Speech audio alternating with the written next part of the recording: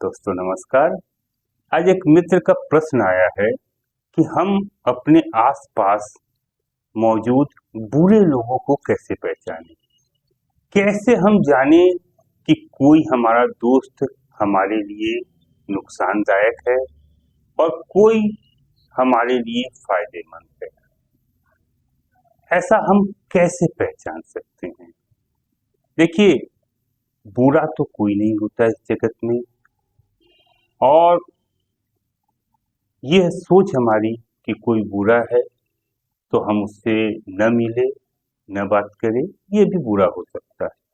परंतु यदि हम किसी कार्य के लिए हमारा मन है और हम उस कार्य की ओर अग्रसर है, अब हम उसी कार्य संबंधित किसी व्यक्ति से यदि हम मिलते हैं तो हम उस कार्य को हम अधिक गति दे सकते हैं, और यदि हम उस कार्य के अतिरिक्त किसी दूसरे से मिलते हैं तो हम अपने कार्य को शिथिल कर सकते हैं और अपने कार्य की रफ्तार को कम कर सकते हैं।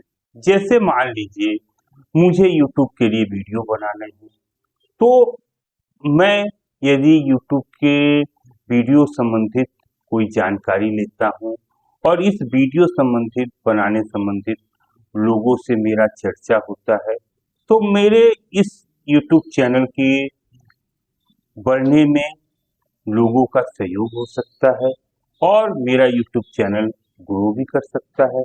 परंतु उसी के जगह यदि मैं अन्य सर्कल में लोगों से बातें करूं और अन्य सर्कल के लोगों से अपनी मित्रता रखूं, कोई मान लीजिए मदिरा पीने वाला है, अब वो मदिरा पी रहा है तो मैं उसको गलत या सही नहीं कह रहा हूं, उसकी अपनी गति है, उसको अपने हिसाब से फ्रेंड सर्किल चाहिए, उसको अपने हिसाब से वातावरण चाहिए। अब मुझे वीडियो बनाने हैं तो मुझे अपने हिसाब से वातावरण चाहिए, मुझे अपने हिसाब से मेरे दोस्त, मित्र या सहयोगी चाहिए। तो आपकी यात्रा क्या है? आपकी यात्रा दिल्ली जाने की है तो आपको दिल्ली के यात्री चाहिए। यदि आपकी यात्रा कलकत्ता जाने की है तो आपको कलकत्ता वाले ट्रेन में बैठना है, और उसमें निश्चित तौर पर जो यात्री बैठेंगे वो कलकत्ता की ओर ही जा रहे हैं। तो हमारी जीवन की यात्रा क्या है? हमारी आध्यात्मिक यात्रा क्या है? हम किसी को गलत या सही यहाँ पे कहीं नहीं गए। हम अपनी यात्रा में जो सहयोग कर सकता है या जिसकी जो व्यक्ति हमारे यात्रा साथ जुड़ा है उसकी यात्रा में हम सहयोग कर सकते हैं, तब तो हम उस तरीके का परिवेश बनाते हैं तो हमारे लिए बहुत ही उपयोगी होता है। परंतु उसके उपरांत यदि हम दूसरे तरीके के परिवेश वाले से हम मित्रता करते हैं तो वो हमारी सफलता के पहिए को कुछ शिथिल कर सकते हैं। जैसे कोई क्रिकेटर है, अब क्रिकेटर है तो निश्चित तौर पर उसके मित्र और उसके जितने जानने वाले लोग हैं, ज्यादातर लोग या जितने उसके सहयोगी हैं, वे सभी क्रिकेटर ही होंगे। मित्र रिश्तेदार सभी क्रिकेटर नहीं होंगे, परंतु जो उनके सहयोगी हैं, जो उनकी यात्रा को सहयोग कर रहे हैं, वे सभी क्रिकेटर होंगे या क्रिकेट से संबंधित ही होंगे। तो उनकी यात्रा में गति होगा, और उसी के जगह वो व्यक्ति यदि किसी जिम्नास्टिक वाले से मिल ले तो उसकी यात्रा में गति नहीं हो सकता। तो इस प्रकार हम लोग समझ सकते हैं कि हम अपने आसपास ऐसे लोगों का समूह बनाएं जो हमारी आध्यात्मिक यात्रा की तरफ अग्रसर हों।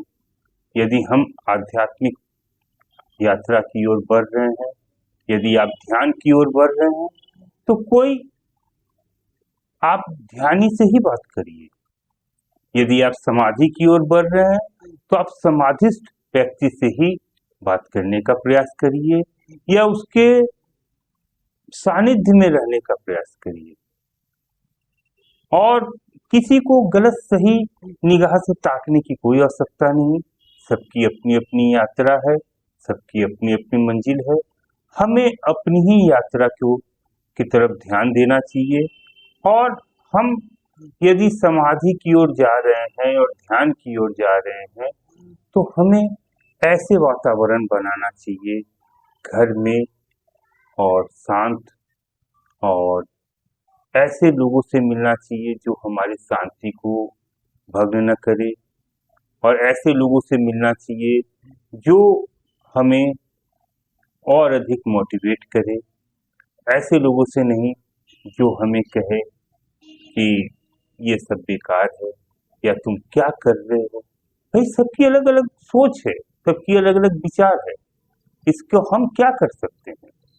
तो इसलिए मित्र वही है जो आपकी यात्रा में साथ दे, और आपके जीवन की जो यात्रा है वो आपकी है और चुनना आपको है। और यदि कोई मित्र या कोई ऐसा व्यक्ति जो लगता है कि आपकी यात्रा में आपके सहयोग नहीं कर सकता है तो उसे आप बुरा व्यवहार मत करें, उसे स्पष्ट कह दे कि हम इतने ही यात्रा के लायक थे, आगे की मेरी यात्रा अलग है, आपकी यात्रा अलग है। नमस्कार। यदि वीडियो अच्छा लगा है तो लाइक सब्सक्राइब करना आपकी स्वेच्छा है, परंतु यदि वीडियो में कुछ भी मैंने गलत कहा है तो आप बेफिक्र होकर आप सुझाव भी दे सकते हैं और मेरे त्रुटि को आप बता भी सकते हैं, इंगित भी कर सकते हैं। और यदि वीडियो बहुत अच्छा लगा है तो अपने तक ही एक वीडियो को क्यों रखना, दूसरे तक भी शेयर करिए, दूसरे को भी बताएं। धन्यवाद।